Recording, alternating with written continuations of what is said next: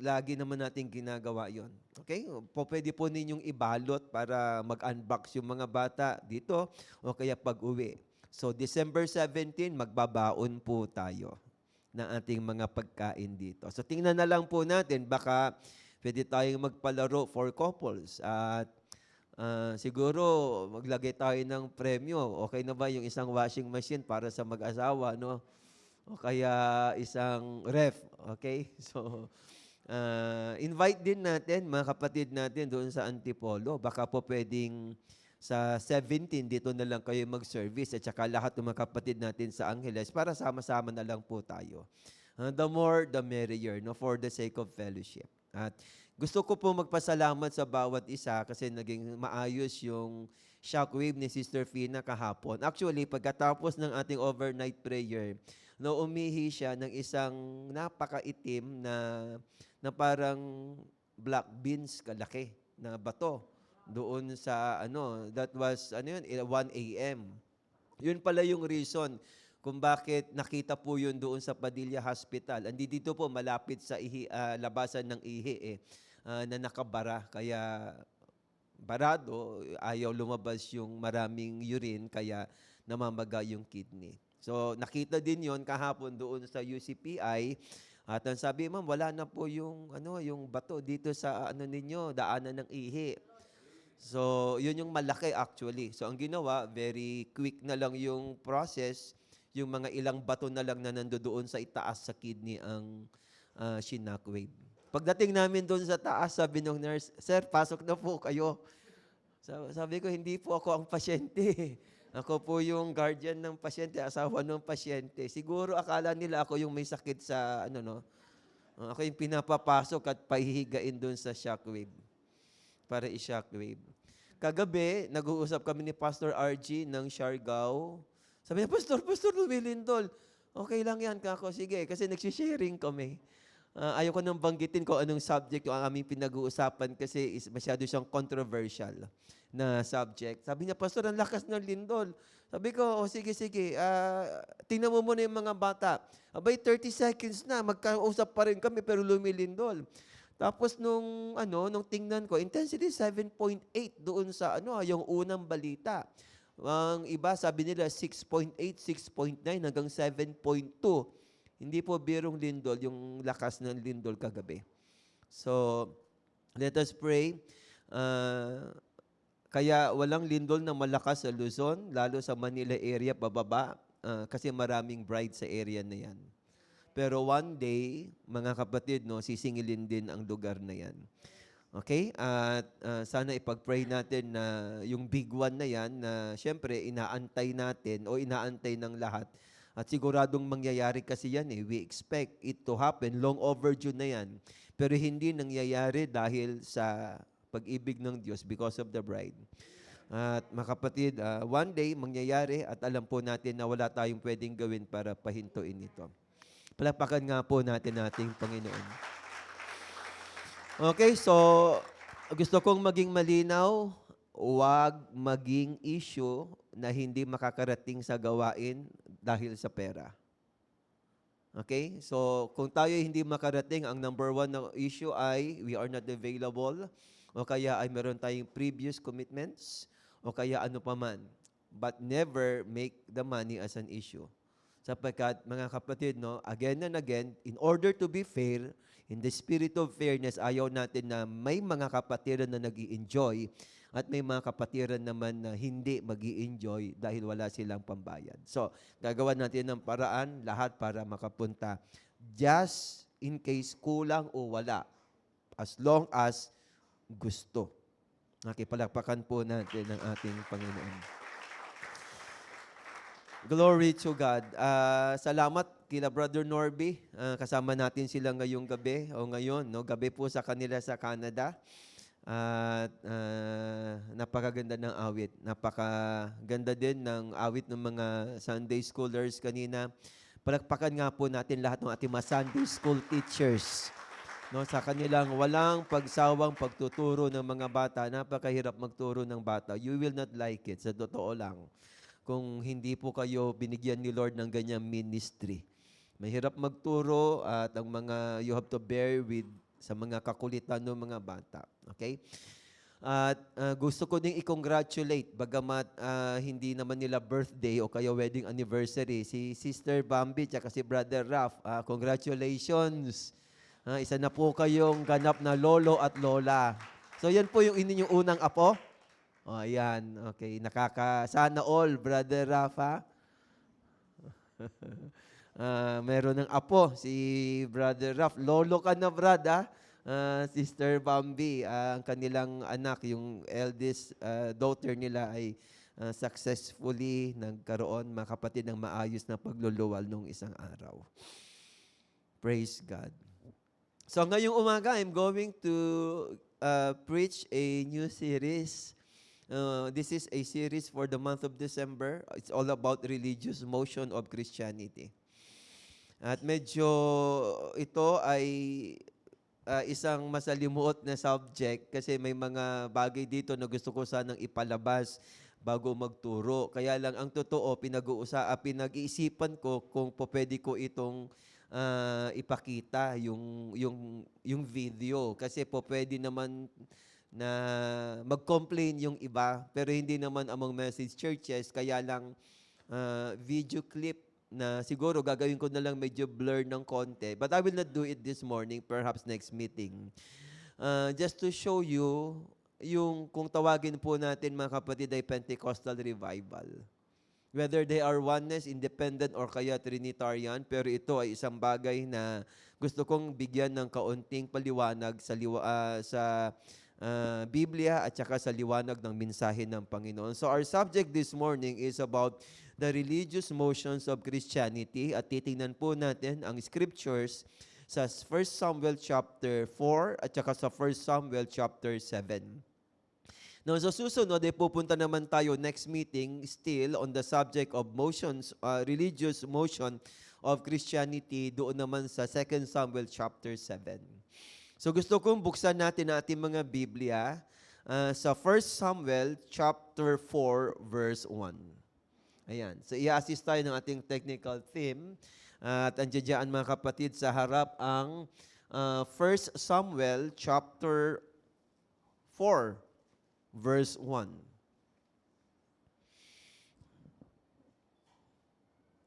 1 Samuel, no? Hindi Sam. Ayan. Okay, thank you. Now, and the word of Samuel came to all Israel. Now, Israel went out against the Philistines to battle and pitched beside Ebenezer, and the Philistines pitched in Aphek. Now, ang reason kung bakit tayo ay mag-aaral ng religious motions of Christianity, dahil ang mga iglesia ay punong-puno ng mga religious activity. Itong binabanggit ko na religious motions of Christianity actually ay message terminology. Ang ibig sabihin ng religious motion, ito ayon sa paliwanag ng prophet ay tungkol sa mga iba-ibang gawain ng iglesia na ang purpose ay upang lumapit ang presensya ng Diyos o kaya upang ibaba ang presensya ng Diyos. Kaya lang, in the process, mas lalo po nila itong itinataboy. Okay, so ang mga iglesia ay puno ng mga aktibidad, kung ano-anong mga pakulo, kung minsan, o kaya kung ano-ano lang mga gawain. Napakaganda naman ng kanilang mga motibo, ang resultang gusto nilang makuha, ay hindi po nila nakukuha. Ang nagiging epekto po nito ay yung kabaliktaran ng nangyayari. It is not the presence of God. So ang Panginoong Jesus, ang sabi po ng Biblia, ay nasa labas ng iglesia. Yan ang dapat po nating isipin, wala siya sa loob. When I say iglesia, I'm referring to nominal churches. Now, Christ is not inside but outside the church. The fact that He is knocking at the door, ang ibig sabihin, wala siya sa loob, ando doon siya sa labas, kaya kumakatok doon sa pintuan. So yung creeds at saka dogma, ito ang nag-take over at pinangunahan ang pure word. So ang human leadership, it also took over the leadership of God.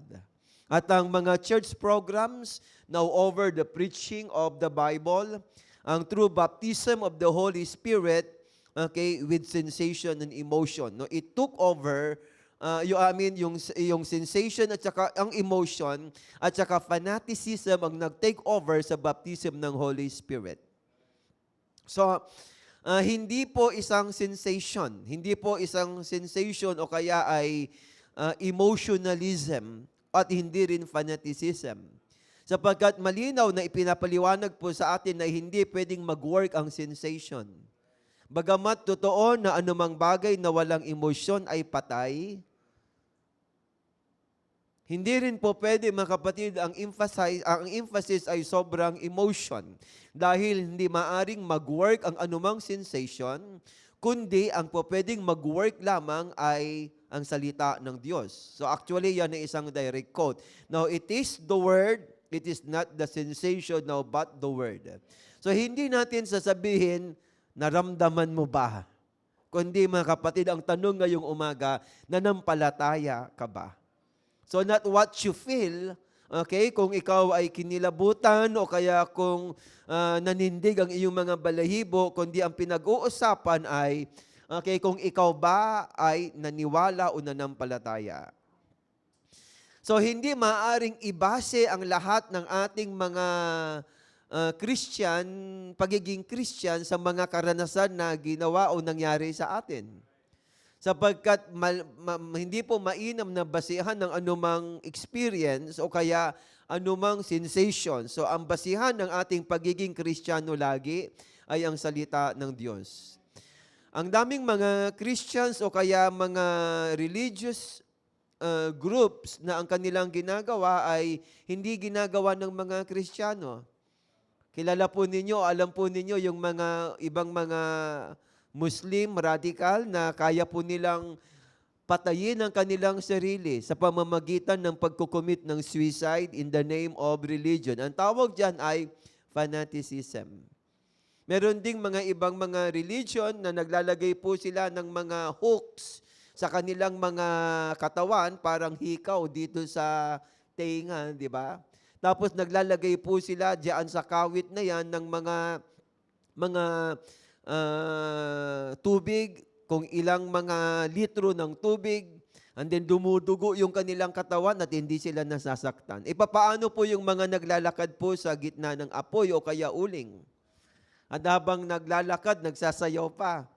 Kaya lang, pagkatapos po nilang maglakad o kaya magsayaw sa ibabaw ng uling o kaya ng apoy, wala kang maaamoy na sila ay nagkaroon, mga kapatid, ng trace ng sunog o kaya walang sugat. Paano natin ipapaliwanag? Ang ilan ay ginagawa po nilang laruan yung mga ahas, pinapasayaw at inilalagay sa kanilang mga bewang at ginawa na lang po nilang sintro. Na ang tawag po dito ay fanaticism, sensation at saka emotionalism. At lahat ng ito ay may kaugnayan, mga kapatid, sa pangalan ng religion. Now, ang sabi ng Panginoong Jesucristo, by their fruits, hindi emotion o kaya anumang sensation, you shall know them. No, by their fruits, you shall know them. And what is the fruit? It is the fruit of the Holy Spirit. Okay, so balikan natin itong binabasa po natin sa 1 Samuel chapter 4, sister. Okay, so verse 1. And the word of Samuel came to all Israel. Sa lahat ng mga Israel. Nakita nyo ba diyan yung salitang word of Samuel? So, ang salita ni Samuel, ang salita ng Diyos.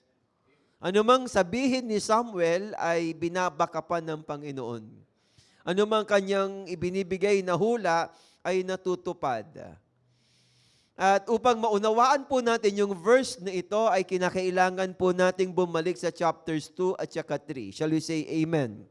Dito ay inappoint ng Diyos si Samuel ng kanyang propeta at ang Diyos ay laging nasa sa kanya. Hindi po iniwan ng Diyos si Samuel, bagkus iniwan ng Diyos si Eli. Lumaki si Samuel na ang Panginoon ay nasa kanya at lahat ng kanyang salita ay pinapangyari ng Panginoon. At dahil dito, nakilala ng lahat ng Israel magmula Batanes hanggang Hulo. Parang ganun, ang ibig sabihin, from Dan to Beersheba, from the north to the south, na si Samuel ay propeta ng Diyos. At ang Panginoon ay nagpapakita at nagpapakilala kay Samuel doon sa lugar, mga kapatid, ng Shiloh sa pamamagitan ng salita ng Diyos. Okay, ituloy natin yung chapter 4 verse 1. Sabi dito, "Now Israel went out against the Philistines to battle and pitched beside Ebenezer, and the Philistines pitched in Aphek." Nagkaroon ng digmaan. Paliwanag po natin yung talatang ating binanggit. Nagkaroon ng digmaan ng mga Philistines at saka ang mga Israelites. At sila ay mayroong kanyang-kanyang kampo. Yung isa ay nasa Ebenezer at saka yung isa naman ay ando doon sa Aphek. At diyan po sila nagkaroon, mga kapatid, kumbaga ng battleground. Now sa verse 2, "And the Philistines put themselves in array against Israel, and when they joined battle, Israel was smitten before the Philistines, and they slew of the army in the field about 4,000 men." So ito ang naging encounter. Now, nung nakaraang buwan na matay ang 1,500 na mga Israelites at galit na galit ang Israel. How much more? 4,000 po ito. So, 4,000 lalaki ang namatay sa Israel. Hindi lamang mga basta-bastang lalaki ito ay mga foot soldiers, 4,000 mga sundalo. Nagkaroon ng sagupaan. Okay, akala nila ay tatalunin ang kanilang kaaway, but on the contrary, sila yung natalo at namatay ang 4,000. Okay, verse 3. "And when the people were come into the camp, the elders of Israel said, Now wherefore had the Lord smitten us today before the Philistines?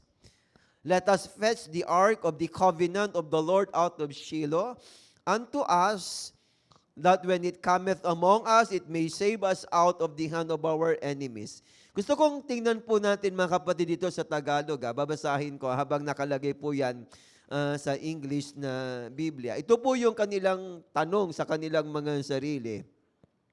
Bakit sinaktan tayo ng Panginoon sa harap ng mga kaaway?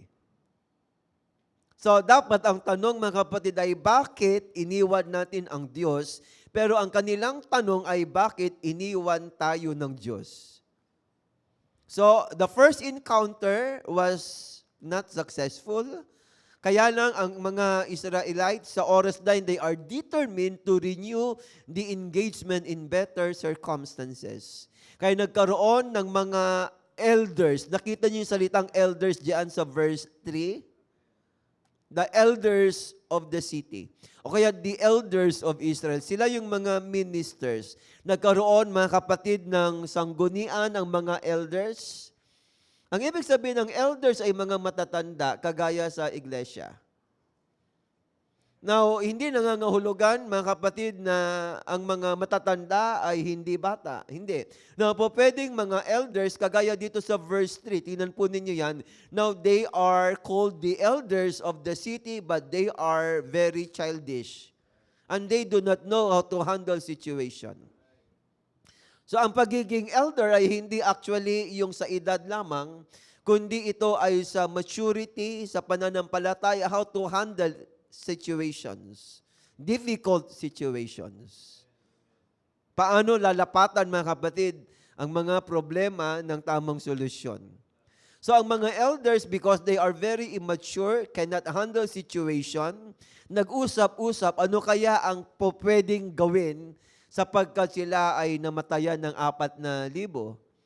Pwede ko bang sabihin, gaya na ipinaliwanag ko sa inyo minsan, nagkaroon ng ministers meeting. Nagkaroon ng meeting lahat ng mga elders. Nakita ba ninyo diyan sa verse 3? Si Samuel na dumalo. Now, Samuel was not invited in his own place. Sila ay andiyan po sa lugar ng Shiloh. At pagkatapos, ang sabi po ng Biblia, nag-usap-usap sila. Okay. Nag-usap-usap po sila at ang sabi po ng banal na kasulatan, hindi po kasama si Samuel because he was too young and too irrelevant for them. Napakasama, hindi maganda yung kanilang subject na pag-uusapan. Okay, bakit iniwan tayo ng Diyos? Pero ang tama dapat na pag-usapan sana nila ay, okay, bakit iniwan natin ang Diyos? Ang naging solusyon na iniisip, okay, ay sabi dito, let us fetch the ark of the covenant of the Lord out of Shiloh. Kunin natin yung kaban ng tipan. Ang kaban ng tipan, alam naman po ninyo yan na ito po ay parang kahon. Ando doon sa gitna ng mga pakpak ng cherubims, okay, yung presensya ng Panginoon. Supposed to be yun ang resting place ng Diyos, yung Ark of the Covenant. Kaya ang iniisip po nila na solusyon, kunin natin yung Ark of the Covenant kasi para sa kanila, para itong magic box. Ang Diyos ay hindi po magical. Tandaan natin. Kahit humawak ka ng holy water, ang diablo, mga kapatid, hindi mo kayang paliguan para mamatay sa pamamagitan ng holy water. O kaya, mga kapatid, hawak mo yung Biblia, sapagkat iniisip natin, pag hawak-hawak natin yung Biblia ng ganon, parang may kapangyarihan na nakalakip doon sa loob ng aklat o kaya ng Biblia, ng libro. No, God is in His Word but not in the book. And God, hallelujah, is not actually in the ark, but God is in Samuel. So akala nila, pagkasama po nila yung Ark of the Covenant, ando doon ang presensya ng Panginoon, pero hindi. Hindi naman magic box ang Diyos o wala siya doon sa loob ng magic box. Ang Diyos ay naroroon sa kanyang propeta na si Samuel. Shall we say, praise the Lord? Nasaan ng Diyos sa kalagitnaan natin ngayon? Noong ang propeta ay naririto, now God was in him. Okay? Nasa saan ang Diyos ngayon? God is in His bride, and that's the church. Amen. God in His people, the super sign. So, hindi nila alam, mga kapatid, na ang kanilang problema ay hindi ang Diyos, kundi ang problema ay sila mismo. Okay? Itutuloy ko lang ang pagbasa. Ang sabi ng Biblia, out of Shiloh, unto us, that when it cometh among us, it may save us out of the hands of our enemies. Ang Shiloh ay lugar kung saan makikita yung Ark of the Covenant. Doon po itinaas o kaya itinatag o itinayo pansamantala ang tabernakulo. Alam niyo ba kung sino ang taga roon sa Shiloh? Si Samuel ay lumaki doon sa Shiloh. At noong kunin po nila ang kaban ng tipan doon sa Shiloh, nag-usap-usap lahat ng mga elders ng iglesia sa lugar ng Shiloh, pero hindi po nila pinuntahan si Samuel kung saan naroroon ang Diyos. Kagaya ng sinabi ko kanina sa inyo, now God is not resting between the cherubims, but God is in His prophet. Okay, God is in Samuel, and they cannot see that because they are blind, they are wretched, okay, they are poor, naked, miserable, and they knoweth it not. Okay, now verse 4. So the people sent to Shiloh, that they might bring from thence the ark of the covenant of the Lord of hosts, which dwelleth between the cherubims. Yan po yung sinasabi ko kanina. Supposed to be, yung Ark of the Covenant ang resting place ng presensya ng Diyos. Tama? Kaya lang sa oras na yan, hindi na. Sapagkat meron po silang backslider na priest. Okay, si Eli ay bulag at siya, mga kapatid, ay hindi na nakakakita at hindi na niya nakumpuni ng maayos yung bahay ng Panginoon. Wala na ang Diyos kay Eli at lalong-lalo na wala na po siya doon si Ark of the Covenant. Ang Diyos ay doon na sa batang si Samuel. At pinapangyari ng Diyos lahat ng salitang binabanggit ni Samuel. Okay. Now, ituloy natin ang basa. Okay, and the two sons of Eli, now Hophni and Phinehas were there with the Ark of the Covenant of God. So ando doon mga kapatid si Hophni at saka si Phinehas. Now si Hophni at saka si Phinehas, now they represent the ministry. Yung kamay at saka yung bibig. Well actually, pag sinabi mong Phinehas, ang ibig sabihin niyan, okay, mouth of brass. Pag sinabi mo naman mga kapatid na Hophni, now yun ang hands of the ministry. So sila yung kamay na gumagawa doon sa loob ng tabernakulo at saka sila yung bibig na nangangaral na doon sa loob ng tabernakulo. Now ano ang ma-expect natin sa iglesia kapag ang ministry ay wala sa tamang ayos? Si Hophni at saka si Phinehas, now they are ministers who are sexually immoral and corrupt. Okay, and they are the guardians of the ark. No, ang sabi po ng Biblia, kinuha ng magkapatid na anak ni Eli, si Hophni at saka si Phinehas, yung kaban ng tipan. Sila actually ang nag-iingat ng kaban ng tipan. Ano ba, pastor, ang kasalanan ni Hophni at saka ni Phinehas? Okay, inanakan po at binuntis ng dalawang ito ang maraming mga babae na naglilinis doon sa loob ng tabernakulo. Now, dahilan ito upang kahit tagawalis sa loob ng tabernakulo, kinakailangan lalaki, walang babaeng tagawalis sa loob ng tabernakulo. Pati mga aawit at manunugtog, hindi po pwedeng babae sa oras na yan. Okay, dahil promotor sa corruption at saka sa immoralidad, si Hophni at saka si Phinehas, the hand and the mouth of the ministry. Ang isang pinakamalaking suliranin o kaya problema, kapag magkakaroon ng mga tao na hindi tinawag na papasok, mga kapatid, upang pangunahan ng isang ministry. Well, that is actually the biggest tragedy in the church. Well, now, meron akong gusto mga kapatid na banggitin para sa ating education ngayong umaga. Look, kung ano ang gusto ng church, supposed to be i-honor ng Diyos. For example, ang isang iglesia ay nawalan ng pastor, so nagkakaroon ng election. Ang sabi ni Brother Branham, pakinggan po ninyo, now the church has the authority to elect its own pastor. So kapag yung buong church, ang pastor hindi ina-appoint, hindi pwedeng i-appoint. At ang pastorship hindi po pwedeng namamana. Yan ang common mistake among churches. Hindi pwedeng i-appoint, hindi po pwedeng manahin. Kinakailangan sa pamamagitan ng eleksyon. So you may ask me, Pastor, ba't hindi ka namin inelect? Wala pa kayo when I was here. So you don't elect me. Pag nagkaroon ng vacancy ang pastorship dito sa church na to, then now this church is going to elect its own pastor. So, ang sabi ni Brother Branham, kapag ang church, halimbawa, nagkaisa na ang kanilang pastor ay isang babaero, so ang pastor nila babaero, it's okay, kasi yun ang gusto ng church eh. Di ba? No, sino man, kahit ano man, mga kapatid, qualified or not qualified, kahit na ano, because the church has the authority to elect its own pastor, then so be it, kung sino ang kanyang popwede, mga kapatid, na piliin.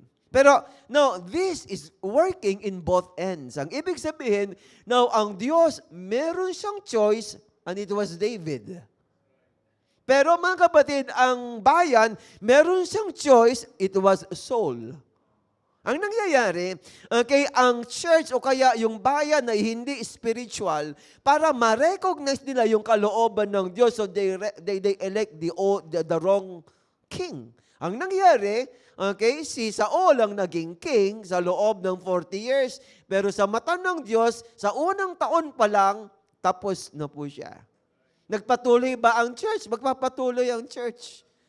Magkakaroon ba, mga kapatid, ng maayos na pamamalakad? Pwedeng magkakaroon ng maayos na pamamalakad, but not necessarily na yon ang choice ng Diyos. Kagaya sa pagkakataong ito.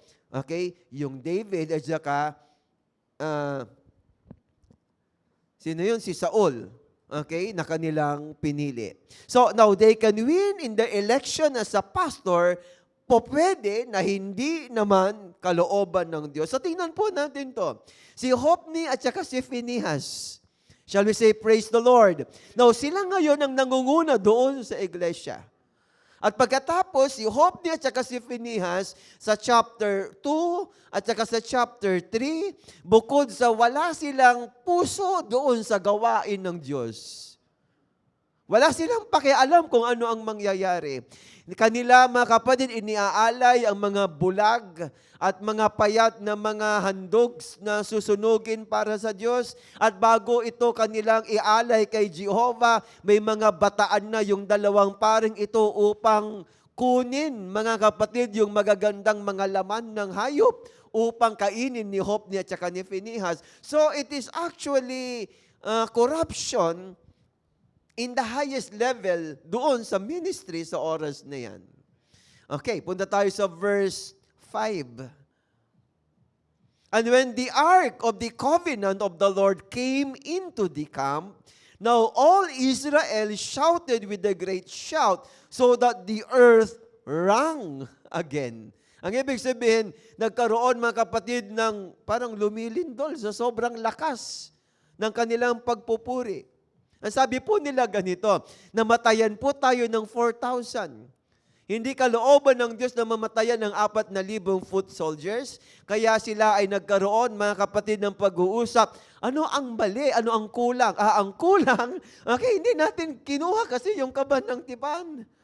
Dapat yung kaban ng tipan ang kasama natin. Kasi yun ay simbolo ng presensya ng Diyos. So nagkaisa sila, come on, let us go and get the ark in Shiloh. Pumunta sila sa Shiloh, mga kapatid, at naroroon si Samuel, hindi sila kumonsulta sa propeta at ang salita ay nasa propeta. At sa oras na yan, si Samuel ay bata pa. Siguro nasa early 20s pa lamang si Samuel sa panahon na yan.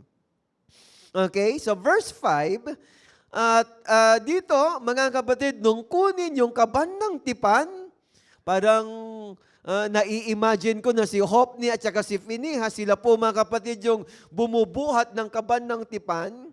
At sila po ay merong kung anong napakagagandang mga kasuotan. Kasi alam po ninyo, ang mga pari ay meron pong kakaibang kasuotan eh. Sila lamang ang po pwedeng magsuot.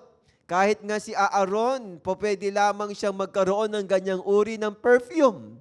Sapagkat yung inilalagay na langis sa ulo ni Aaron na bumababa hanggang sa kanyang balbas, pababa hanggang doon sa kanyang mga paa, ay hindi po pwedeng kopyahin ni numan. Siya lang po pwedeng magkaroon ng ganyang pabango. Ang daming mga borlolo yung kanilang mga katawan. Okay? Ang daming kung ano-anong mga akala nila makakapagpadagdag ng kabanalan. Now, hindi pwedeng magdagdag ng kabanalan yung suot ng tao. Ang kabanalan, tandaan natin, it is the state of the heart.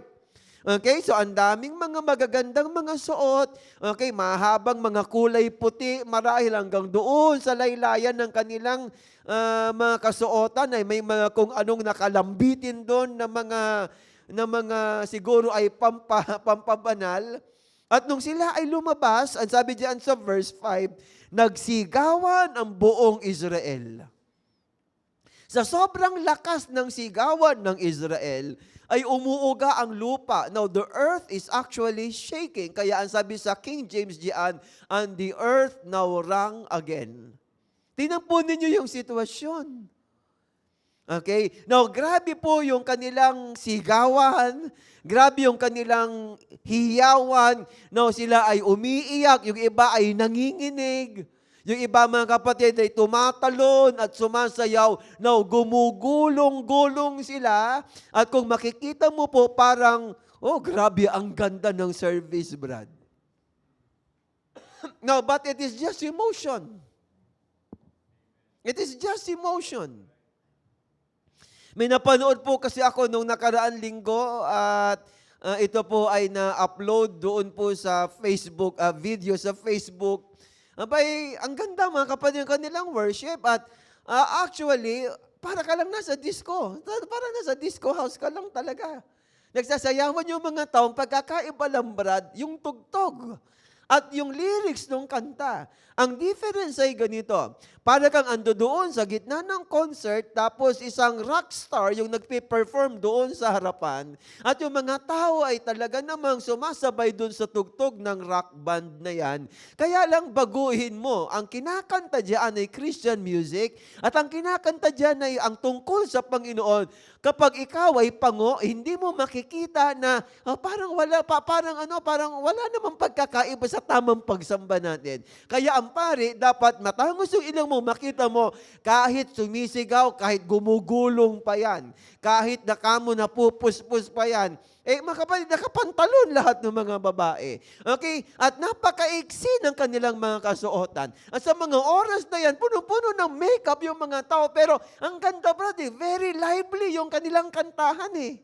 Hindi ka nga aantukin eh. See? Pag ipikit mo yung mata mo, akala mo mga anghel yung nagpupuri. At talaga naman, kahit si Lola sumasayaw doon. Doon sa gitna, mga kapatid, ng stage. O sa harap ng stage. Yan yung nangyari dyan sa verse 5. Now, there was a great noise of people screaming and shouting and crying and even trembling and jumping and rolling in the floor. So, ano sinabi ng Biblia? Okay, when Israel shouted so loudly, now that the earth started to shake. Nagkaroon, mga kapatid, ng terrible shaking. Kung ikaw ay naglalakad diyan sa oras na yan, ay makikita mo na something tremendous was happening. Ang sasabihin mo, now certainly, ang ganda ng kanilang worship. Ang ganda ng kanilang service.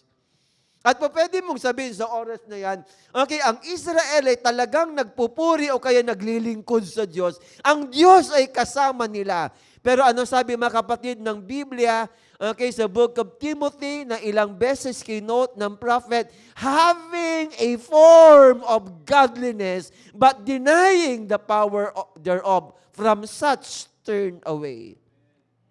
Okay, appearance meron, pero it is actually nothing o kaya zero inside. Okay? So, ang mga noise at saka excitement. Kasi nung lumabas, Brad, yung verse 5 na yan nung lumabas yung Ark of the Covenant, okay, dala-dala ni Hophni, sana nakikita po ninyo, pinipaint po natin na picture, okay, at saka ni Phinehas, okay, biglang, ang ganda rin, timing din mga kapatid, yung pagtugtog ng pinakamagagandang mga tugtog. Now, may mga churches sa message na ayaw ng drums. And we cannot blame them. Okay? Now, ako as a pastor, as long as makakatulong, then pwede tayong gumamit ng drums. Pero hindi po natin, mga kapatid, pwedeng tawaran yung dahilan ng maraming mga message pastors bakit ayaw nila ng drums. Kasi kung minsan, mga kapatid, ito mga kapatid, yung beat ng drums, na ito yung nagsiset, mga kapatid, doon sa tempo, para yung tao, psychologically, pumapasok siya doon sa, kung tawagin po natin na realm ng pagsamba sa Diyos. And it could be deceiving sometimes, yung magandang tugtog, maayos, mga kapatid, na kanta.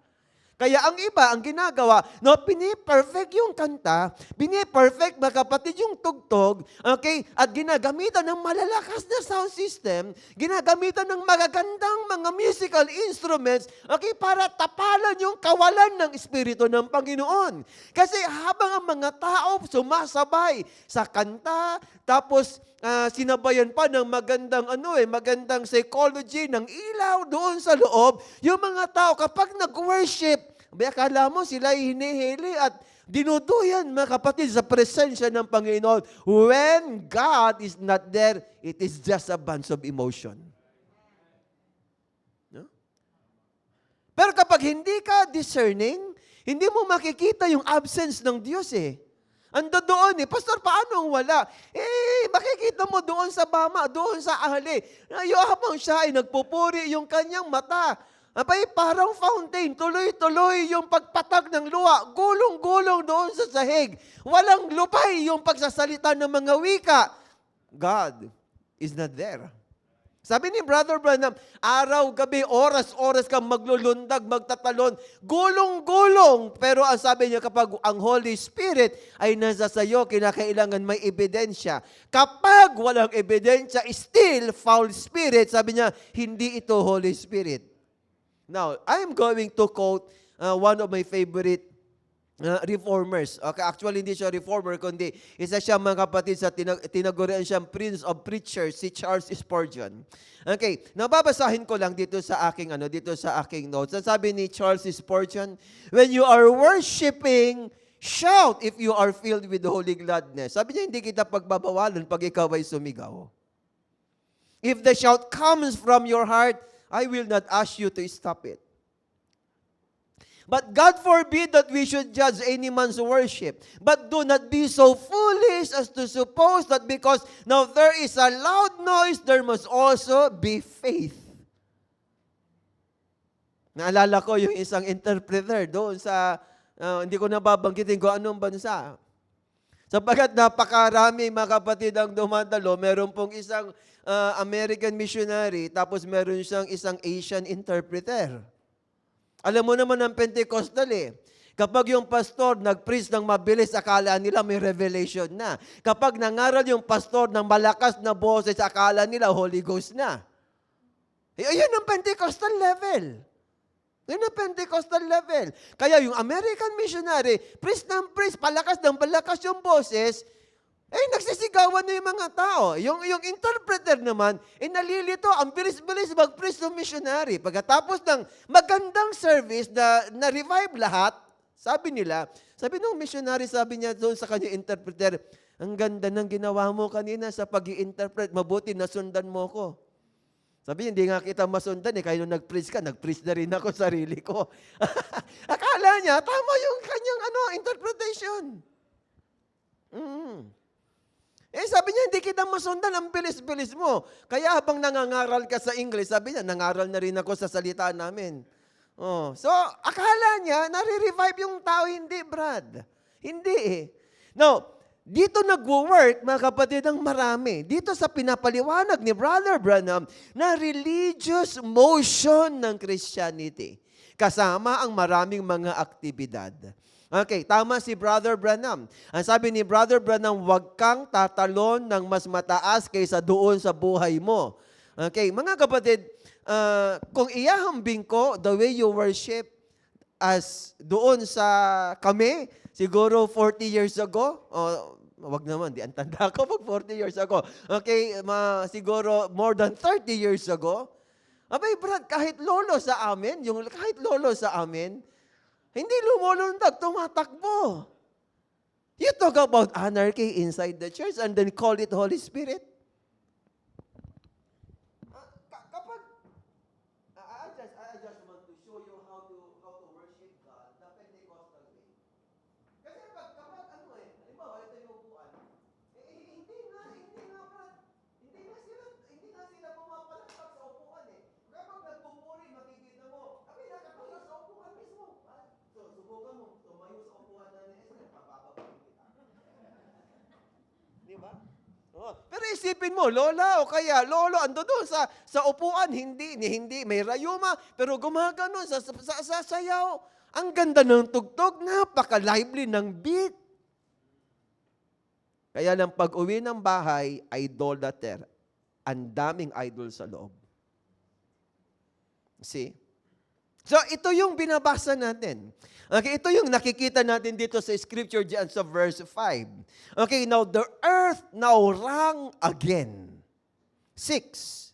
Tingnan po niyo yung nangyari sa verse 6. And when the Philistines heard the noise of the shout, they said, what means the noise of this great shout in the camp of the Hebrews?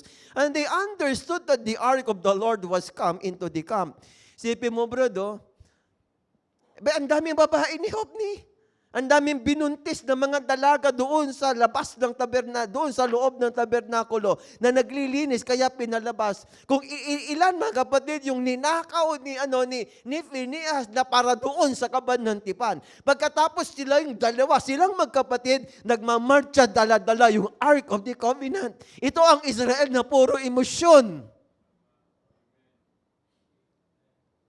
Siguro habang naglalakad yung dalawang magkapatid, okay, yung kanilang step ay talagang well calculated, di ba? Dinumero at paunti-unti yung kanilang step habang kumakanta ang Israel.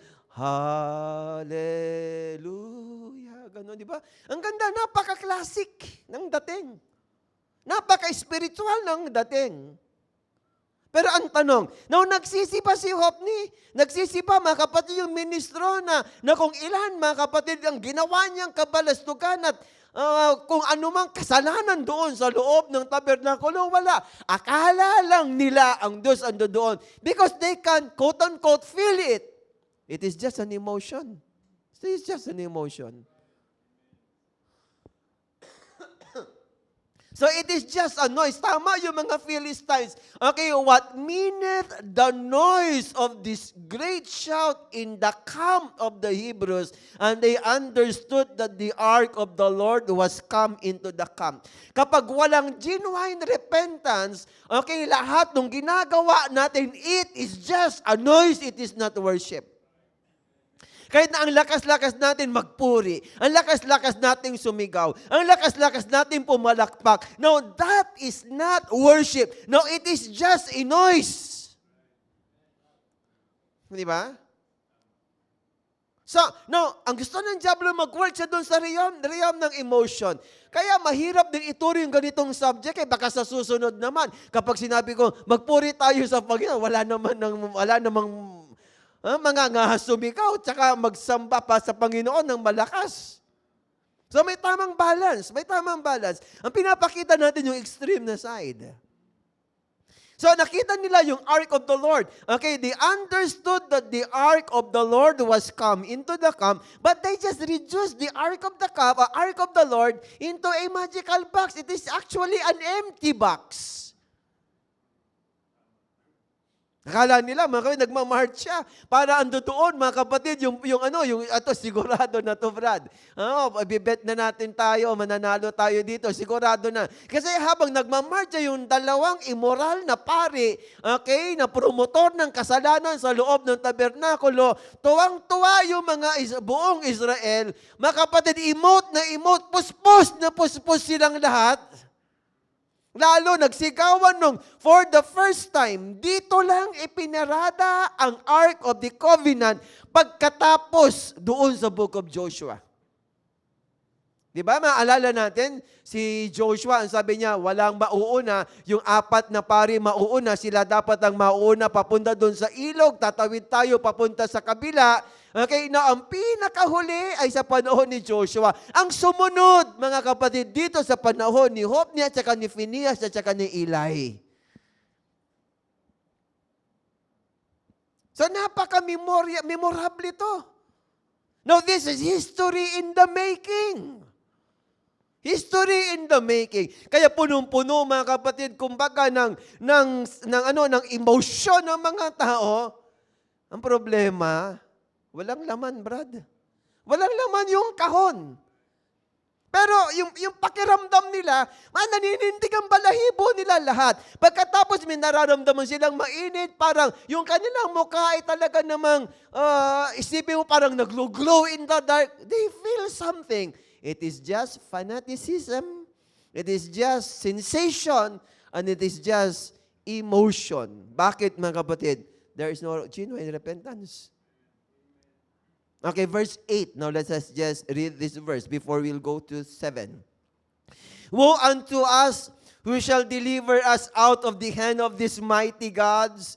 These are the gods that smote the Egyptians with all the plagues in the wilderness. Naku, patay na tayo dito sigurado. Wala nang mangyayari. Ito yung Diyos na talaga namang sumakan nila At sila, ang Diyos nila. Okay, now ito ang gumawa ng lahat ng mga salot doon sa Egypt. They knew it was actually unusual, even unheard of, na muling ilalabas ng mga Israelita yung kaban ng tipan. Something that has never happened before. Siguro nagpipreach pa si Eli eh. Okay, nagpipreach pa si Hophni eh. Mga kapatid, hindi pa nangyari ito. Magmula sa panahon ni Moses hanggang sa panahon ni Joshua na ngayon lang mangyayari. Dati-rati, 4 yung bumubuhat sa kaba ng tipan. Ngayon, 2 na lang. Ang dami mga bagong revelation sa oras na yan. Puro amen, puro praise the Lord yung mga tao. Tandaan natin mga kapatid, religious motion. Yan ay isang bagay na dapat nating makorek. Pwede mga kapatid na mapuno ang tao o kaya ang iglesia o kaya ang gawain ng mga religious motions. Akala natin merong buhay sa dulo, pero kanina namatayan ng 4K, ngayon mamamatayan ng 30,000. Mas grabe pa. Okay, lagay ko po ang pagbasa. Tingnan po natin ang verse 9 hanggang dito sa 11. Okay, bear with me. Okay, be strong, sabi ng mga Philistines. Quit yourselves like men, O ye Philistines, that ye be not servants unto the Hebrews as they have been to you. Quit yourselves like men and fight. 10. And the Philistines fought, and Israel was smitten. And they fled every man into his tent, and there was a very great slaughter, for there fell of Israel 30,000 footmen. Kung kailan nagkaroon ng meeting ang mga ministers, kung kailan nagkaroon ng meeting yung mga elders, kung kailan inilabas yung Ark of the Covenant. Yung Ark of the Covenant, hindi nga inilalabas. 4,000 lang patay eh. Kasama nila yung Ark of the Covenant. Supposed to be ang Diyos ay nandoon sa loob. And they are defeated worse than before. Kasi 4,000 lang dati. Ngayon, 30,000. Na almost times 6 o times 7, mga kapatid, ang casualty. A very great slaughter, the Bible says. Pwede pala tayong maglulundag dito araw at gabi. Pero pag wala ang presensya ng Panginoon, patay pa rin spiritually. Diba? Pwede kang gugulong doon, tapos naninindig ang balahibo mo, kaya lang, mga kapatid, mag-uwi ng bahay, okay, wala ding resulta. Bakit, mga kapatid? It is just religious motion. At the end of this study, pakita natin, para hindi religious motion, totoong kilos ng Panginoon, what should we do and what should be done? Well, hindi masama emotion eh. Dalawa mga kapatid ang paraan para ipaliwanag. Kailangan ng emosyon. Nakakita ka ng bata na hindi umiiyak.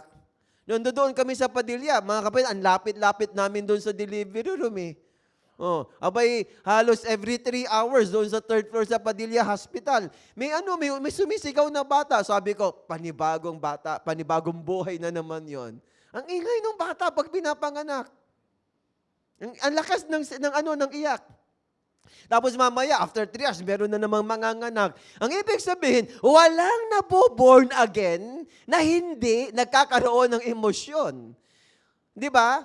Okay, tingnan lang natin yung tamang paraan. Kapag naborn again ka, hindi po pwede walang emosyon. Nakakita ka ng bata, yung apo mo, Brother Rafi, sigurado yan. Okay, lalo pag normal delivery, okay, hindi eh. Pagkapanganak, pagkaalis doon sa nanay, para sigurado buhay, kinakailangan iiyak.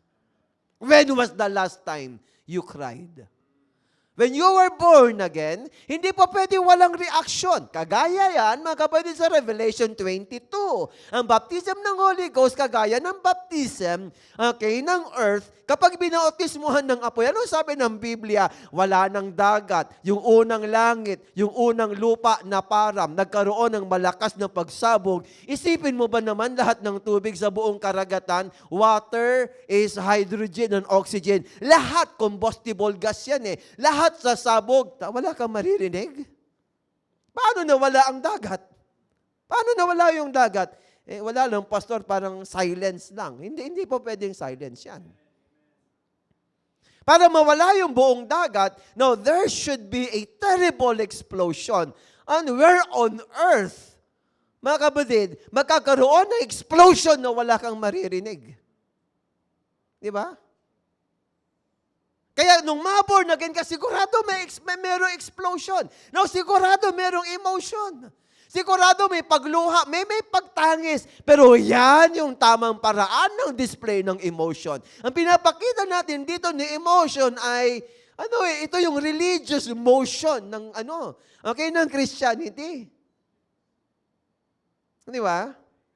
Ilagay nga natin dito sa verse number 11. And the ark of God was taken. Yung po pwedeng magligtas na iniisip nila, di ba? Anong kulang? Ba't namatay yung 4,000? Hindi natin dala yung Ark of the Covenant. Yung iniisip nila na magliligtas sa kanila. Now, yun ay kinuha at sabi ng Biblia, okay, and the two sons of Eli, Hophni and Phinehas, were slain. The ark of God was captured, and the two sons of Eli, Hophni and Phinehas, also died. Now, gusto kong pansinin po ninyo dito. Ito. Now, the Philistines did not defeat Israel. It was God who delivered Israel to the Philistines because of their sin. Paano kaya natalo ang Israel dyan? Hindi siya natalo ng Philistine. Kaya natalo ang Israel sapagkat ibinigay ng Diyos ang Israel sa kanilang mga kaaway. Kaya na-capture yung Ark of God because God was not inside the Ark. Isipin mo, kapag ang Diyos ando doon sa kahon, makukuha nila yung kahon? Hinawakan nga ni Uza yung kahon, patay agad siya. Bakit ito? Kinuha ng mga Pilisteo yung kahon. Samantalang walang namamatay sa kanila. Nagkaroon ng salot doon sa lugar at bahay kung saan inilagay itong kahon na ito. Pero nung kunin ng mga Pilisteo, bakit hindi namatay? Walang namamatay. Samantalang si Uza, hinawakan yung kahon na matay. Ang Diyos kasi, Brad, wala na siya doon sa kahon eh. Akala nila ang Diyos ando doon sa loob ng kahon. Kaya ang sabi mga kapatid ng Biblia, hindi kinonsulta si Samuel. Ang hindi nila alam, ayaw nila kay Samuel, masyadong bata at hindi nila kilala at mga kapatid, irrelevant para sa kanila. Ganyan din. Ang Diyos andun kay Brother Branham, ayaw nilang maniwala. Ano man ang gawin nilang revival, God is not there. Why? Because that's the pattern. Shall we say, praise the Lord? Okay. Now, ituloy nga natin to for our education also, 12 down to 18. Okay, so verse 12. Merong isang bagay dyan na very silent ang Bible, pero gusto ko po kayong dalhin sa mga paniniwala ng mga Jew. Okay, hindi natin sinasabi ito yung tama o kaya perfect na paliwanag, pero nevertheless, let us go to it. Verse 12. Sundan po ninyo. And there ran a man of Benjamin out of the army, and came to Shiloh the same day with his clothes rent, and with earth upon his head. Ibig sabihin yan, abay, witness yan, Brother Jojo, eyewitness nung nangyari. Nanginginig-nginig pa siya. Sa sobrang takot, sira-sira yung damit, meron pang lupa, ubuhangin yung ulo niya. Verse 13.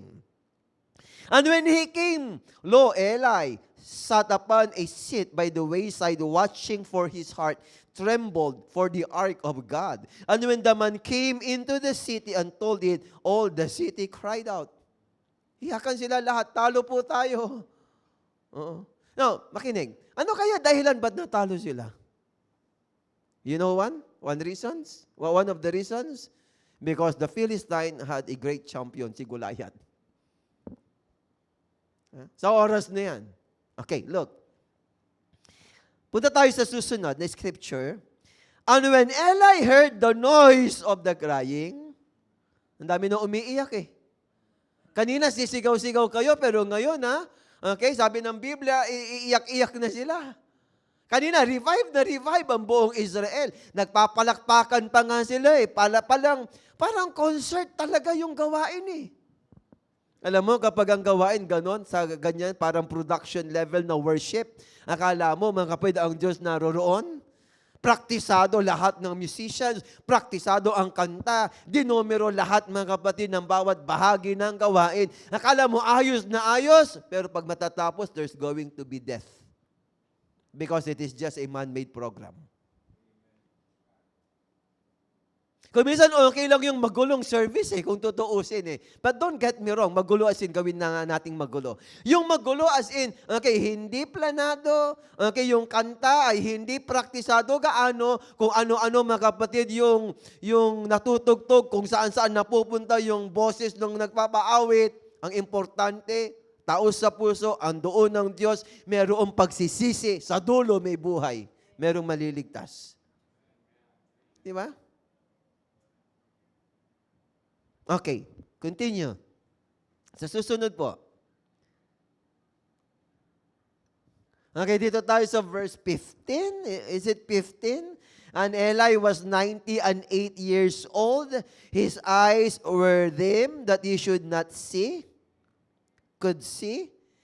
And the man said unto Eli, I am he that came out of the army.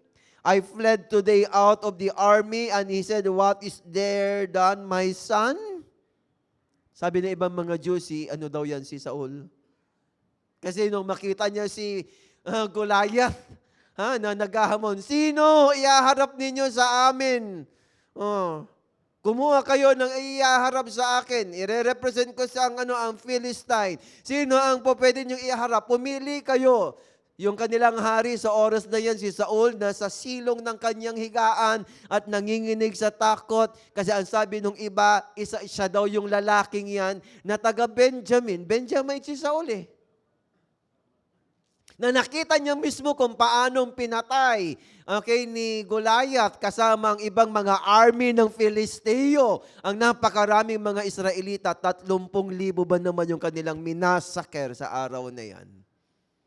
No? Anong nangyari doon, anak ko? Ito ang sabi mga kapatid ng lalaki. And the messenger answered and said, Israel is fled before the Philistines, and there had been also a great slaughter among people. And thy 2 sons also, Hophni and Phinehas, are dead, and the ark of God is taken. 18. And it came to pass when he made mention of the ark of God, that he fell from off the seat backward by the side of the gate, and his neck brake. And he died, for he was an old man, heavy, and he had judged Israel 40 years. Inatake siya kaagad sa puso. At siya, mga kapatid, ay natumba, at nung siya matake sa puso, patay agad si Eli. Hindi siya namatay nung sabi mga kapatid ng messenger, si Hophni, si Phinehas, isa sa mga patay, kaya pa ng puso ni Eli. Pero anong sabihin mga kapatid ng messenger, yung kaban ng tipan ng Panginoon, nakuha ng mga kaaway, yun ang hindi niya kaya because it always represent the presence of God. Ang problema, ang presensya ng Diyos wala sa kahon. Kung alam lang ni Eli, kung alam lang ni Hophni at saka ni Phinehas, yung bata na inampun niya, na nagmi-minister doon sa loob ng tabernakulo, ando doon ang presensya mga kapatid ng Panginoon. Dapat doon sila nakinig. Ando doon ang Diyos sa batang propeta. Pero ayaw po nilang maniwala. Tuloy po natin ang pagbasa. Malapit na po tayo sa chapter 4, matapos 19. And his daughter-in-law, Phinehas' wife, was with child, near to be delivered. And when she heard the tidings that the ark of God was taken, and that her father-in-law and her husband were dead, she bowed herself and travailed, for her pains came upon her. Napaanak ng wala sa oras. Nabalitaan niya, 30,000 patay. Yung asawa niya patay. Yung kanyang father-in-law patay. Napaanak siya ng wala sa oras. And next, Verse 20, and about the time of her death, pati siya patay. The women that stood by her said unto her, Fear not, for thou hast borne a son. But she answered not, neither did she regard it. 21, and she named the child Ichabod, saying, The glory is departed from Israel, because the ark of God was taken, and because of her father-in-law and her husband. 22, and she said, The glory is departed from Israel, for the ark of God is taken. Patay ang asawa, namatay ang 30,000, namatay ang father-in-law, namatay din siya, at ang sabi niya, bago mamatay, ipangalan natin Ichabod, wala na ang kaluwalhatian ng Panginoon. Matagal nang nawala ang kaluwalhatian ng Panginoon. Nung wala pa lamang sa ayos si Eli, si Hophni, at saka si Phinehas, the glory already departed. Saan pumunta ang glory? Ando doon kay batang Samuel. Sapagkat si Samuel ang salita ng Diyos. Nagmaggandahan man mga kapatid ang gawain ngayon parang palabas. Hindi ba kayo nagtataka kung bakit ang mga iglesia ngayon ah, ang ilaw, Brother Jojo, parang padilim ng padilim. Subukan ninyong mag-ano po sa YouTube at ipanuorin po yung ibang mga service ng mga churches. Talaga, kapag ikaw ay nandoon sa loob, hindi maaari na ikaw, mga kapatid, ay mapaindak. Hindi maaring hindi eh. Na ikaw ay mapasaya o kaya ma-carry away ng iyong emotion. Lalo na mga malalaking mga mega church kagaya ng CCF. Okay, makikita mo, grabe Brad, grabe. Sapagkat talaga lang pinag-aralan lahat yan. Merong in charge sa ilaw at mga kapatid, sa totoo lang, may usok-usok na. Akala nyo sa disco lang may umuusok? Kaya nga, kahit na walang Holy Ghost, yung tao tatanggap talaga, Brad eh. Not to mention, ang mga awit, magaganda ang mga tinig, at talagang ang pinipili ng mga maawit, ang qualification, kinakailang maganda ang mukha at kinakailang maganda ang boses, talagang parang artista lahat ang dating. Parang talagang das entertainment yung church. At napakaganda mga kapatid, napakagagaling nga ng mga musikero eh. At saka ang gaganda talaga ng mga tugtog. Na kapag nag-umpisa ang tugtugan, kagaya dito sa pinapaliwanag nating talata, kaya lang the glory of God is departed. Nasa saan ang glory of God? Doon lang sa maliit na church, ang kinakanta lang, kung minsan walang gitara, only believe. Wala ba sa tono ng only believe? Pero ando doon ang presensya ng Panginoon, di ba? God is in His Word. Shall we say, praise the Lord? Okay, now, puntahan po natin, okay, paki-buklat nga natin ating mga scriptures. Okay, let us go to 1 Samuel chapter 7. Okay.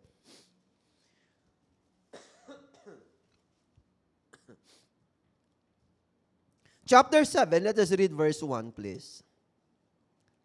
And the men of Kirjathirim came, ayan, and then fetched up the ark of the Lord, and brought it into the house of Abinadab in the hill, and sanctified Eliezer his son to keep the ark of the Lord. Verse 2, and it came to pass while the ark abode in Kirjathirim, that the time was long, for it was 20 years, and all the house of Israel lamented after the Lord. Alam niyo ba ang pinakahuli? Nabanggit yung pangalan ni Eli o kaya ni Samuel, ay nasa 1 Samuel chapter 4 verse 1. 4. And then chapter 5, chapter 6, chapter 7. Sa chapter 7, mababanggit uli ang pangalang Samuel, but it is already 20 years after. So napakahaba, long years, 20 in all. After 20 long years, mababawi yung Ark of the Covenant. Okay? Aatras lang tayo, I'm sorry. Pwede ba tayo sa 1 Samuel chapter 5 ng mabilis, verse 1 lang, and then we'll go back to 7 again. Okay, 1 Samuel chapter 5, verse 1. And the Philistines took the ark of God and brought it from Ebenezer unto Ashdod. Kita ninyo yan, kaya nga ang subject natin ngayon ay may kaugnayan din sa Ebenezer. Di ba? The religious motion of Christianity, open close parenthesis, Ebenezer. Yung Ebenezer ay lugar saan kinuha o na-capture yung Ark of the Covenant sa lugar ng Ebenezer. Diyan po natalo ang mga Jew, okay, mga Israelita, 34,000 in all. Kasama po yung dalawang pari at saka yung kanilang ama na high priest. So, saan nakuha yung Ark of the Covenant? Diyan po sa lugar ng Ebenezer. Okay?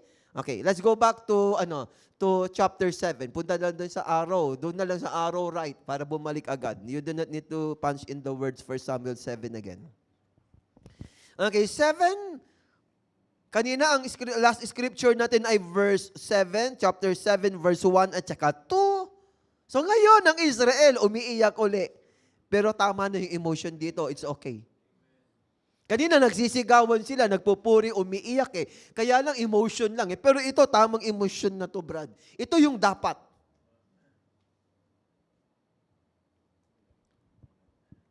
It was after a very long time, 70 years. Now, meron na po silang tamang dahilan in order to lament. Kaya sabi ng Bible diyan, they lamented after the Lord. Tama ang kanilang purpose. Ang dami umiiyak, Brad. Sa totoo lang, sa presensya ng Panginoon, pag uwi ng bahay, wala din eh. Sabi ng pastor ko dati, ang tawag daw doon, Brad, crocodile tears. Masama kapag itinagalog mo, iyak buhaya daw. Okay, pero ito ang tamang pag-iyak. Ito yung tamang display ng emotion. Okay, verse 3. And Samuel spake unto all the house of Israel, saying, If you do return unto the Lord with all your hearts, then put away the strange gods and Ashtaroth from among you, and prepare your hearts unto the Lord, serve Him only, and He will deliver you out of the hand of the Philistines. Yan ang dapat ginawa kanina. Hindi yung nag-ayos, mga kapatid, ng service. Kinonsulta ang mga awit. Anong dapat kantahin? Kinonsulta ang mga manunugtog. Ano ang dapat nating tugtugin? Kinonsulta ang mga ministro. Ano ang dapat nating dalhin? Mga kapatid, dapat nagkaisa, nagsisi. Ganyan pala dapat kasimple. Bago mag-isip ng kung ano-anong mga bagay, no, first things first. Ang sabi diyan sa verse 3, magsisi ng buong puso, alisin lahat ng mga strange gods. Ayaw ng Diyos ng anumang bagay, mga kapatid, na maghihiwalay sa iyo at sa Kanya. Pastor, sino kayo pwede maghiwalay sa akin sa Diyos? Samantalang wala naman eh. Po, marami. Alam niyo, mga binanggit ni Brother Branham, it could be your home, your car, and your wife. And even your family. Actually, statement, direct statement, even your wife, okay, even your spouse o kaya husband. See? Verse 4, Then the children of Israel did put away Baalim and Ashtaroth and serve the Lord only. Only. Siya lang dapat paglingkuran. Di ba, siya lang dapat paglaanan ng ating panahon. Okay, hindi ano pa man. Kasi, mga kapatid, kung gagawa tayo ng self-introspection at kukuha ka ng papel at lapis o papel at ballpen, ilalagay mo sa isang linggo, sa isang buwan, time spent for God. Siguro sa loob ng 1 week, 10 minutes Bible reading. Kasi yung iba na-escape. Tapos, all in all, 12 hours service. And then prayer, 2 hours. And then ilagay natin dun sa kabilang side, spend sa hobby, sa TikTok, 5 hours. Facebook, 12 hours. Tapos YouTube, 7 hours. Lahat, pati mga hobby, okay, kasama trabaho, okay, kasama mga kapatid, exercise, kasama pagbabasketball, lahat-lahat. Na all in all, ganyan lang tira sa Panginoon. And then tayo tayo ay sasayaw, tayo ay magpupuri, lulundag tayo sa Panginoon. Let us call it revival? No revival. At the end of the meeting, it's death even. Di ba? Religious motion. No, we only feel God is with us. But in reality, no, He is not. He is not.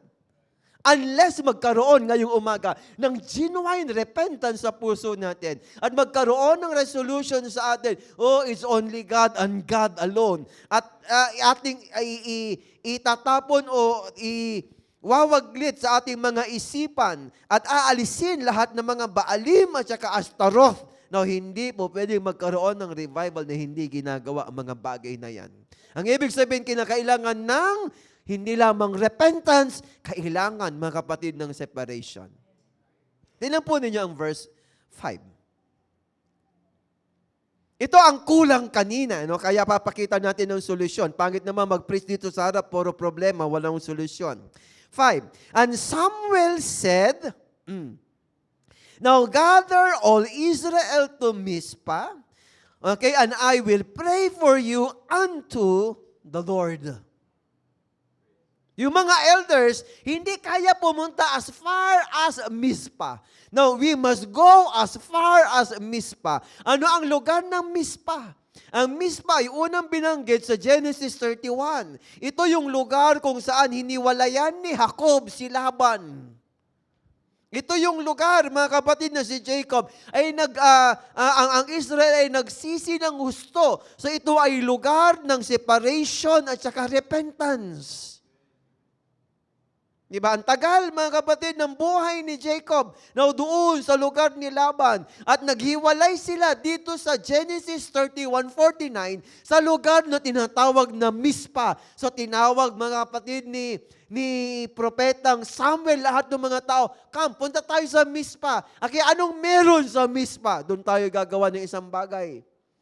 Doon tayo gagawa ng pagsisisi sa Mizpah. Okay, as far as Mizpah, and Mizpah means separation for God. Kailangan nahihiwalay kasi tayo sa Diyos eh. We always walk with too many people. We associate ourselves with too many people. Di ba kung minsan wala na tayong panahon, mga kapatid, mag-spend ng time para sa ating Panginoon. No, hindi naman masama. Kaya lang tandaan natin, kung lagi kasama natin pamilya, lagi pamilya ng pamilya ng pamilya. No, tandaan natin, now even si Brother Branham, okay, ang sabi ng Diyos sa kanya, may sobrang oras na nagugol siya para sa pamilya na dapat para sa Diyos. Ano sabi ng prophet? Kinukuha ng pamilya, kinukuha ng anak at asawa kung minsan yung oras para sa Diyos, not to mention sometimes pati yung ating pag-aaral at ating pagtatrabaho. See? Come on, let's go as far as Mizpah. Gusto natin ng isang revival na hindi emotion? Okay, gusto natin ng totoong revival na ang dulo ay hindi kamatayan?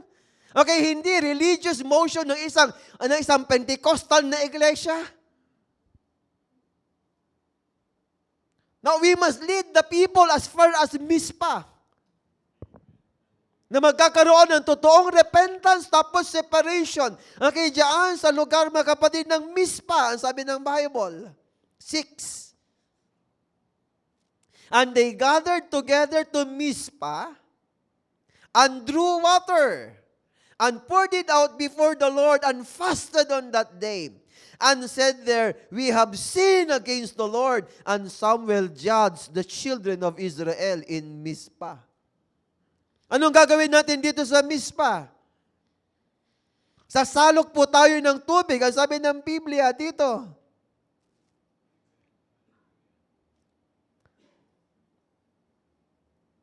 ibubuhos, iigib ng tubig at ating ibubuhos sa harapan ng Panginoon. At pagkatapos ibuhos yung tubig sa harapan ng ating Panginoon, tayo ay mag-aayuno sa araw na yaon at magsasabi, Panginoon, nagkasala kami laban sa iyo. Yan ang kailangan sa isang totoong gawain. Para hindi isang religious motion that will lead us to death. Pagsalok ng tubig, pag-igib ng tubig. Alam po ninyo, ang tubig na ito ay seremonyal lamang eh. Kukuha ka ng tubig tapos ibubuhos mo siya doon sa lupa. No, parang ginawa ng Diyos yan, mga kapatid, sa John chapter 3:16 eh. Di ba? God so loved the world that He gave His only begotten Son. Anong ginawa ng Diyos? Kumuha ng tubig.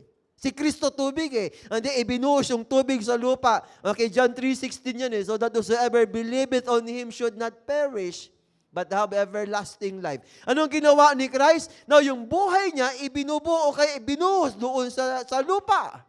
Pero ang gagawin natin, ganyan din.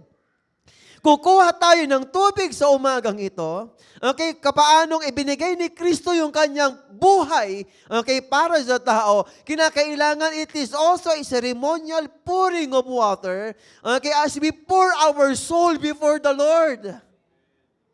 Para ibinubuhos natin yung ating buong puso, yung ating buong kaluluwa, okay, sa pagsamba sa Panginoon hanggang sa para ibinuhos mo talaga lahat until you say, Lord, I am now empty. Yes, it is actually expression of emptiness and need. Hindi po pwede magbuhos ng tubig na kalahati. Okay, ibubuhos mo lahat. Kaya yung buong buhay ni Kristo, anong sabi ng Biblia? Ang buhay ng Diyos, ibinuhos niya lahat ang nasa Diyos kay Kristo. Pero ano ang na kay Kristo? Ibinuhos niya lahat doon para sa iglesia. At sa umagang ito, mga kapatid, inaanyayahan ko kayo, ibuhos naman din natin ngayong umaga lahat sa ating Panginoon. Expression na sasabihin natin, Lord, lahat ibinigay ko na sa iyo. I am empty now. Lord, we have sinned against you. Madali lang naman magsabi, Panginoon, nagkasala kami, Panginoon, nagkamali kami. Sabi ng mga ministers, paano kayang gagawin natin? Anong pag-uusapan natin? Ba't kaya tayo iniwan ng Panginoon? Sabi ng isa, siguro mali yung ating ginawa eh. Parang hindi tayo nagtala ng Ark of the Covenant eh. Sana pinag-usapan na lang nila, bakit natin iniwan ng Panginoon? Bakit tayo nagkasala sa ating Panginoon? Kaya ngayon, iba na eh. Tingnan niyo yung kanilang agenda, oh. Ang pinag-uusapan nila, bakit iniwan natin ng Panginoon? Kanina, ang pinag-uusapan, bakit iniwan tayo ng Panginoon? Di ba? Baliktad. Ngayon, ang sabi na nila, nagkasala kami sa iyo, Panginoon. Nagpapakita na po sila ng kanilang marubdob na damdamin na nagsisisi, nag-aayuno, hindi kumakain, at nagkakaroon ng confession. Okay, na sinasabi nila, yes, Lord, we are guilty and we are responsible. No? Okay. We are going to observe all of this. I-jump po natin ang pagbasa. Tingnan po ninyo. Verse 9, para maging mabilis po. And Samuel took a sucking lamb. Gano po, ilang edad kaya yan? Kasi korderong pasusuhin yan eh. Oh, yung kambing, ilang buwan ba, Sister Bing, sumususo ang kambing doon sa inang kambing? Ha? Bilisan mo. 5 buwan. O, 5 buwan. Yung kambing, sususo doon sa inang kambing. Oh. Ito, pasusuhin kambing to, brad. Hindi ito 2 taon o kaya 3 taon na hayop o kaya kordero. Hindi. Ang sabi ng Biblia, sa binabasa po ninyo, kumuha si Samuel ng pasusuhing kordero. Batang-bata yan. Sumususo pa yan siguro 1 buwan, 2 buwan, 3 buwan. And then ang sabi po ng Biblia, inihandog niya ito na pinakahandog na susunugin sa Panginoon. And offered it for a burnt offering holy unto the Lord. And Samuel cried unto the Lord for Israel. And the Lord, ano sabi po ng Biblia diyan? And the Lord heard him. Alam mo, pasusuhin pa lang yan, wala pang kasalanan yan. Sipi mo, Brad, sana yung nanay na lang ng kordero, di ba? At least 3 taon, 5 taon, hindi. Ito, Brad, walang kaalam-alam to. Inosente.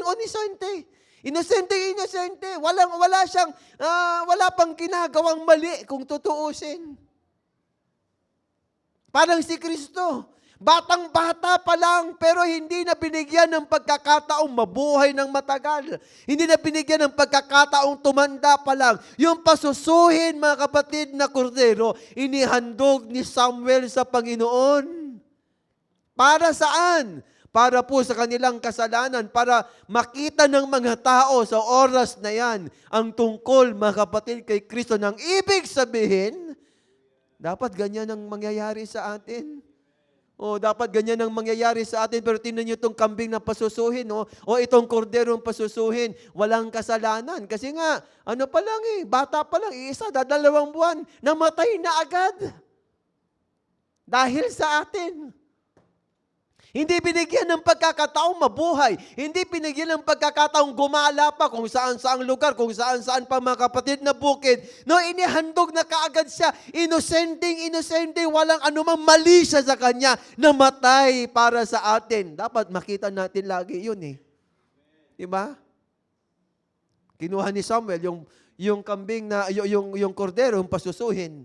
Inihandog niya sa Panginoon. At habang naghahandog si Samuel ng ganon, parang nagbabasa sila, mga kapatid, ng Revelation chapter 6. And when the Lamb opened the first seal, and when the Lamb opened the second seal, sapagkat kordero, mga kapatid, ng Diyos ang siyang magbubukas ng 7 tatak ng aklat. Okay, tingnan niyo yung susunod na verse. Lapit na po tayo. 10. And as Samuel was offering up the burnt offering, the Philistines drew near to battle against Israel. Ayun na. Nagkaroon ng, mga kapatid, ng digmaan. Alam niyo mga kapatid, nung sila ay nasa Mizpa, walang digmaan, walang Philistines na lumulusob. Hindi pa lumalapit mga kapatid, yung mga kaaway. Nung sila ay nagsisisi sa Mizpa, nung nag-aayuno, wala pa. Nung sila mga kapatid ay nag-iigib ng tubig at ibinubuhos sa lupa, na wala pang problema. Pero ngayon, nung naghandog na si Samuel ng handog na susunugin, lumapit ang mga Filisteo upang makipagbaka laban sa Israel. Brad, iba when the seals are open. Iba talaga ang sitwasyon kapag ang iglesia ando doon na sa punto na nasa revelation na siya, the Lamb opened the 7 seals of the book. No, ibang level na yun. Ibang uri ng digmaan. Kaya makikita ninyo kung bakit ang diablo ay laban sa mensaheng ito. Because this is about the Lamb opening the 7 seals of the book. Di ba? Malapit na po nating tapusin ang 7. Gusto nyo ba yung verse 10 na yan? Samuel 7 verse 10. As Samuel was offering up the burnt offering, and that's the lamb, okay, a suckling lamb, the Philistines draw near to battle against Israel. So lumalapit ang mga kaaway. Ilang milyon ang kaaway? 200,000, 200 million spirits from hell. Ang sabi ng Bible, but the Lord thundered with a great thunder on that day upon the Philistines and discomfited them, and they were smitten before Israel. God thundered with a loud thunder. And when he opened the 7th seal, there was silence. And when there was silence in heaven by the space of half an hour, ang sabi ng Revelation chapter 10 verse 4, and 7 thunders uttered their voices. Hallelujah, 7 kulog. 7 seal yan. 7 seal. Anong ginawa ng Panginoon? Binuksan niya yung ikapitong tatak. Nagkaroon sa langit, hindi sa lupa ng katahimikan. Pero dito sa lupa, nagkaroon ng ingay ng 7 kulog. Yun ang gigising sa bawat isa sa atin. Ang 7 kulog ang magbibigay, sabi ni Brother Branham, ng rapturing faith. Ang 7 kulog na yan, mga kapatid, okay, it is going to be the end of struggling nature. Ito ang tatapos sa ating mga weakness. Ito ang tatapos sa lahat ng struggle natin, sa lahat ng ating mga spiritual concern. Alam niyo? Pag-uusapan pa ba rito kung paano nila pinatay yung kaaway, kung paano sila gumanti? Hindi. Mga kapatid, now, this is a special work of God. Basta sila ay naroroon, basta nag-ahandog lamang sila ng susunugin sa Panginoon na isang pasusuhing kordero at nagkaroon ng revelation ng 7 thunders. At saka yung kulog na ito ang tatapos sa lahat. Isa lang naman ang kulog eh. Ang kulog ay walang iba kundi yung mensahe ng Diyos sa ating panahon. Not by might, nor by power, but by my spirit, saith the Lord. May kahinaan ka ba ngayong umaga? May mga struggle ka ba sa pananampalataya? Sinubukan mo tapusin, halimbawa, ang bisyo na hindi mo, mga kapatid, may give up sa Panginoon. Pabalik-balik lang. Hayaan mo si Lord ang tatapos sa kaaway na yan. Yung kulog ng salita ng Diyos. Manatili ka lang dito sa kordero, manatili ka lang dito sa salita, mamaya ang Diyos ang tatrabaho sa lahat ng mga problema natin. Ma-overcome mo rin yan mamaya. Manatili sa salita ng Diyos at ang Diyos ang gagawa ng lahat ng mga bagay. Hindi natin, lalo na sa bahagi ko, hindi ko trabaho magbago ng buhay. Ang trabaho ko mag-lead, ang trabaho ko mag-guide tapos mag-mentor. Pero trabaho ng Panginoon pagkatapos ko mangaral, siya ang gagawa sa puso nating lahat. Panginoon, halos tapos na ako sa trabaho ko. Ikaw naman ang susunod na tatrabaho sa amin mamaya. Di ba? Ang ganda no? Tinapos ng Panginoon ang problema. Hindi na pala natin kinakailangan ng isang kahon na walang laman. Hindi na natin kinakailangan ng pagmamarcha ng 2 lalaki na kung todo pa ang kanilang kasuotan na akala natin napakahabang mga damit na magdadagdag ng anumang kabanalan. Hindi natin kailangan ng magaganda, malalakas na pagsigaw, namang uri ng emosyon. Ang importante, may puso tayong handang magsisi, umamin sa pagkakamali. Di ba, tanggapin ang lahat ng ating mga nagawang kasalanan, ihingi sa Diyos ng kapatawaran, at maghandog, mga kapatid, ng pasusuhing kordero. And that's the word of God. And God is going to do the rest. Nawa ang kulog ng Panginoon manggising sa bawat isa sa atin. Yugyugin po tayo sa lahat ng ating mga kahinaan. At makita po natin ang rapturing faith na sinabi ng prophet na gagawin ng 7 kulog. Okay, as we end, because next meeting we will go to Samuel 7, but on the other Samuel, 2 Samuel, tingnan po natin ating huling verse. Verse 11 and 12. And the men of Israel went out of Mizpah and pursued the Philistines and smote them until they came unto Bethkar. Verse 12. Ayan. Last verse natin. Verse number 12. Ang sabi ng verse 12, ano daw? Then Samuel took a stone. Kumuha si Samuel, mga kapatid, ng isang malaking bato. Ito yung chief cornerstone. Ito yung capstone na nagsasabi, mga kapatid, Zechariah, di ba, for, okay, grace, grace, biyaya, biyaya. Ang sabi na ng verse 12, and called, okay, and set it between Mizpah and Shen, and called the name of it Ebenezer, saying, hitherto had the Lord help us. Hanggang dito, tinulungan tayo ng Panginoon. Ebenezer. Alam niyo ba kung ano yung Ebenezer, na unang reference natin? Ang Ebenezer, doon nakakampo ang Israel. Ang second reference natin, ang Ebenezer, 5:1, okay, 4:1, nakakampo ang Israel sa Ebenezer. Now, 5:1, sa Ebenezer, kinuha yung kaban ng tipan. Okay, sa loob, mga kapatid, ng dalawang pagkakataong ito, sa dalawang encounter, talo sila doon sa Ebenezer. Pumalpak sila doon sa Ebenezer. Pero dito sa ikatlong reference ng Ebenezer, God is going to change the story.